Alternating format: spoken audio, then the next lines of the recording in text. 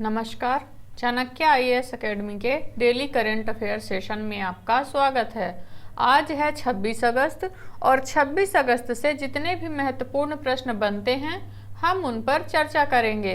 हमारा आज का पहला प्रश्न है, शतरंज विश्व कप फाइनल 2023 में किसने जीत हासिल की है? आर प्रज्ञानानंद, मैग्नस कार्लसन, डी गुकेश या फिर इनमें से कोई नहीं। तो अभी हाल ही में शतरंज विश्व कप फाइनल 2023 मैग्नस कार्लसन ने जीता है। नॉर्वेजियन शतरंज ग्रैंड मास्टर मैग्नस कार्लसन ने भारत के शतरंज ग्रैंड मास्टर आर प्रज्ञानंद को टाई ब्रेकर में हराकर पहली बार शतरंज विश्व कप फाइनल 2023 का खिताब जीता है। आर प्रज्ञानंद अब तक के सबसे कम उम्र के विश्व कप फाइनलिस्ट और सबसे कम उम्र के विश्व कप विजेता थे। आर प्रज्ञानंद नाकामुरा और फैबियानो कारुआना को हराकर रजत पदक हासिल करने में सफल रहे। वे विश्वनाथन आनंद के बाद शतरंज विश्व कप फाइनल में प्रवेश करने वाले दूसरे भारतीय भी बने हैं। हमारा आज अगला प्रश्न देखेंगे, हाल ही में B20 समिट इंडिया 2023 कहाँ शुरू हुआ है? मुंबई, नई दिल्ली, चेन्नई या फिर बेंगलुरु?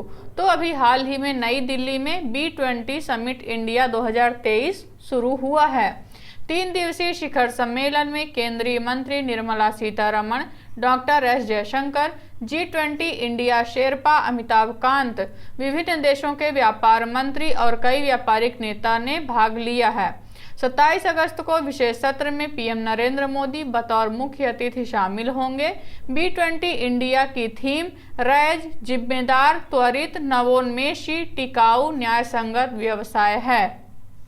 हमारा आज का अगला प्रश्न देखेंगे, किस खिलाड़ी द्वारा भारत के लिए पेरिस 2024 ओलंपिक कोटा हासिल किया गया है?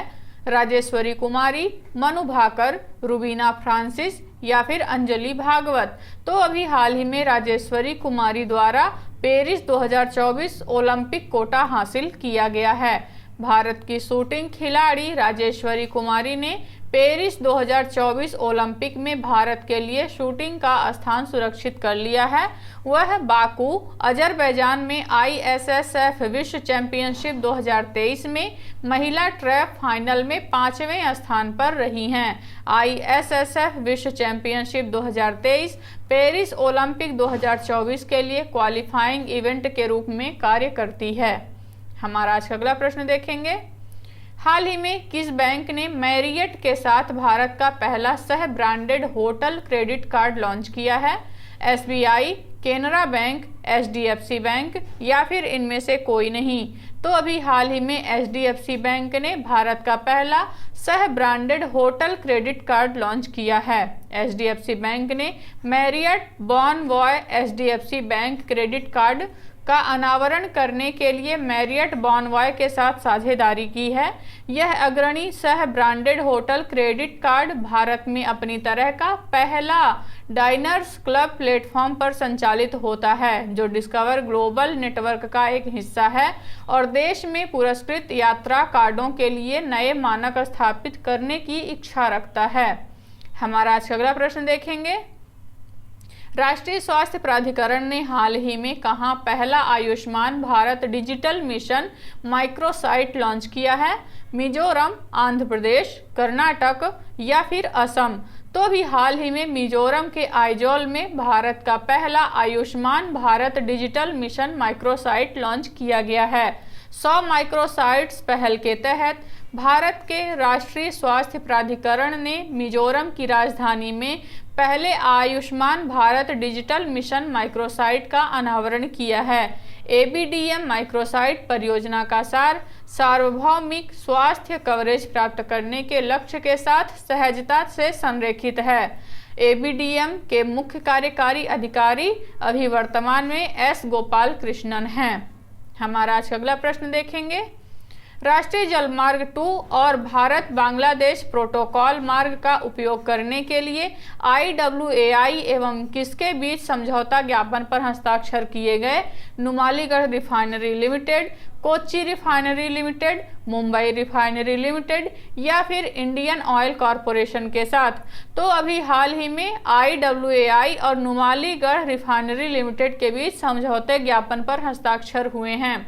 राष्ट्रीय राजमार्ग 2 और भारत बांग्लादेश प्रोटोकॉल मार्ग का उपयोग करने के लिए भारतीय अंतर्देशीय जलमार्ग प्राधिकरण और नुमालीगढ़ रिफाइनरी लिमिटेड के बीच एक समझौता ज्ञापन पर हस्ताक्षर किए गए हैं, जिसका कारण गुवाहाटी में बांग्लादेश और अन्य दक्षिण पूर्व एशियाई देशों को पेट्रोलियम उत्पादों के निर्यात के लिए किया गया है, जिसका उद्देश्य नेशनल वाटर मार्ग 2 और IBPR के माध्यम से अंतर्देशीय जलमार्ग परिवहन को सक्षम करके पूर्वोत्तर के लिए हाइड्रोकार्बन विजन 2030 को पूरा करना, पूर्वोत्तर क्षेत्र के लिए एक जिम व्यापार के एक नए अध्याय का अनावरण करना है। हमारा आज का अगला प्रश्न देखेंगे। हाल ही में किसके द्वारा बैंक धोखाधड़ी पर सलाहकार बोर्ड का पुनर्गठन किया गया है? RBI, केंद्रीय सतर्कता आयोग, गोइपोरिया आयोग या फिर इनमें से कोई नहीं। तो अभी हाल ही में केंद्रीय सतर्कता आयोग ने बैंक धोखाधड़ी पर सलाहकार बोर्ड का गठन किया है। केंद्रीय सतर्कता आयोग ने बैंकिंग और वित्तीय धोखाधड़ी पर सलाहकार बोर्ड का पुनर्गठन किया है, जो CBI जैसी एजेंसियों द्वारा जांच के लिए सिफारिशें या संदर्भ देने से पहले बैंक धोखाधड़ी की प्रथम स्तरीय परीक्षा आयोजित करता है। पुनर्गठित APBFF की अध्यक्षता पूर्व CVC सुरेश N पटेल करेंगे। इसमें 4 सदस्य होते हैं और अध्यक्ष सदस्यों का कार्यकाल 2 वर्ष का होता है। हमारा आज का अगला प्रश्न देखेंगे। हाल ही में किस देश के द्वारा ग्रीन हाइड्रोजन की परिभाषा की घोषणा की गई है? भारत, अमेरिका, जापान या फिर कनाडा? तो अभी हाल ही में भारत ने ग्रीन हाइड्रोजन के परिभाषा की घोषणा की है।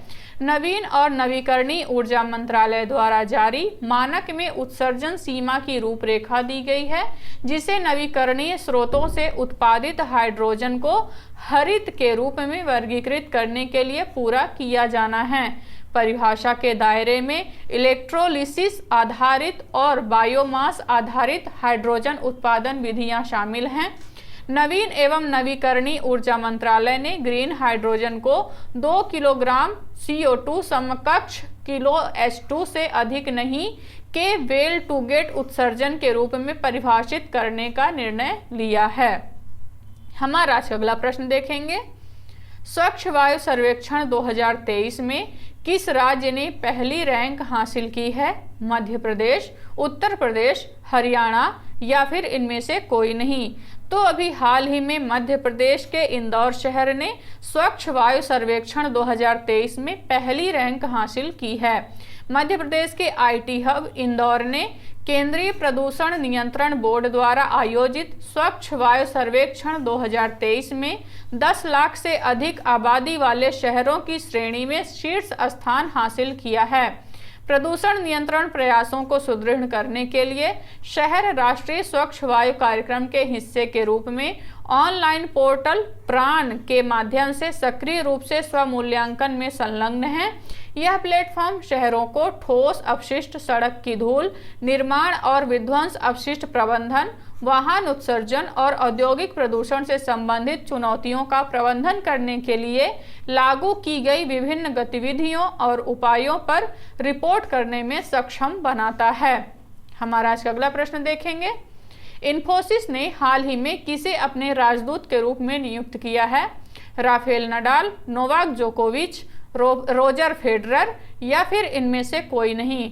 तो अभी हाल ही में इन्फोसिस ने राफेल नडाल को अपना ब्रांड एम्बेसडर या आइकॉन नियुक्त किया है।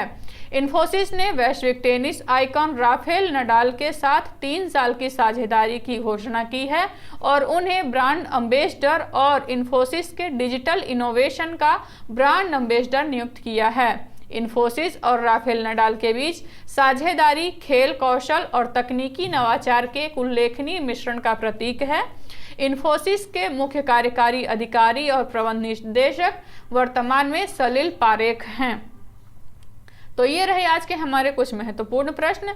आशा करते हैं चाणक्य आईएएस एकेडमी द्वारा चलाया जा रहा करंट अफेयर सेशन आपको पसंद आ रहा होगा। हमारे ऐसे और भी कंटेंट से जुड़ने के लिए चैनल को सब्सक्राइब करें और बेल आइकॉन दबाना ना भूलें। धन्यवाद।